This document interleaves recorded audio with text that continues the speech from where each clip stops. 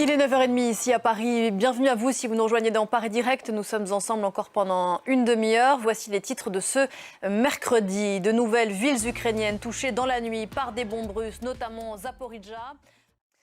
48 heures après le début de la campagne punitive de bombardement menée par la Russie, il y a encore des coupures d'électricité ce mercredi matin en Ukraine. Il y a encore eu des bombardements cette nuit, notamment dans la ville de Zaporijjia. On va le voir dans un instant, alors qu'à l'est du pays, Kiev poursuit sa contre-offensive. Laura Roudot. En bref, du côté des réactions, les ministres de la Défense de l'OTAN et les ambassadeurs des 27 se réunissent à Bruxelles ce mercredi. L'Ukraine va bien sûr dominer les débats. Hier, les pays du G7 ont dénoncé, je cite, des attaques aveugles de la Russie contre des populations civiles innocentes. Fin de citation. Dans l'actualité ici en France, depuis une dizaine de jours maintenant, de nombreuses stations-service sont en panne sèche dans l'Hexagone. Environ un tiers d'entre elles n'ont peu ou pas de carburant. On évoquait à l'instant les propos de Joe Biden sur l'Ukraine. Le président des États-Unis a aussi évoqué les relations entre les États-Unis et l'Arabie saoudite et ce nouveau revirement diplomatique vis-à-vis de Riyad. L'organisation des pays exploitateurs de pétrole, dont l'Arabie saoudite est membre, a récemment décidé de baisser la production d'hydrocarbures, de quoi froisser l'allié américain. Jules Boiteau.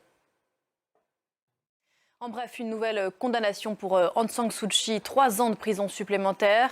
Un tribunal birman vient de condamner l'ancienne dirigeante pour avoir accepté, selon lui, un pot de vin.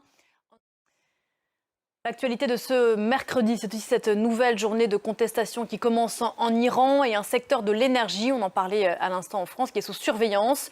Depuis lundi, des grèves touchent des sites industriels et notamment 4 raffineries de pétrole.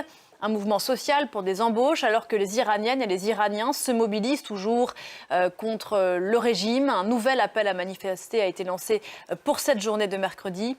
Le point depuis Téhéran avec Siavosh Ghazi.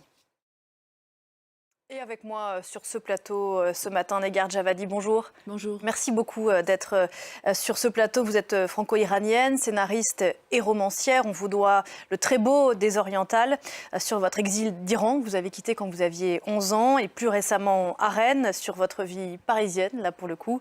Votre parole est rare. Merci beaucoup d'avoir accepté notre invitation ce matin. Peut-être pour commencer, est-ce que vous pouvez nous dire quelles sont vos nouvelles à vous d'Iran? Et on continue, nous, sur France 24, tant qu'on peut. Et on sait que c'est compliqué parce que Internet est coupé dans le pays. On a peu d'informations, mais on essaye, tant qu'on peut, de continuer à couvrir cette révolte populaire. Merci infiniment, Negar Javadi, d'être venu ce matin sur le plateau de Paris Direct. J'invite ceux qui ne l'ont pas fait à relire votre magnifique livre Des Orientales, qui a été traduit dans le monde entier et plus récemment à Rennes. Merci encore.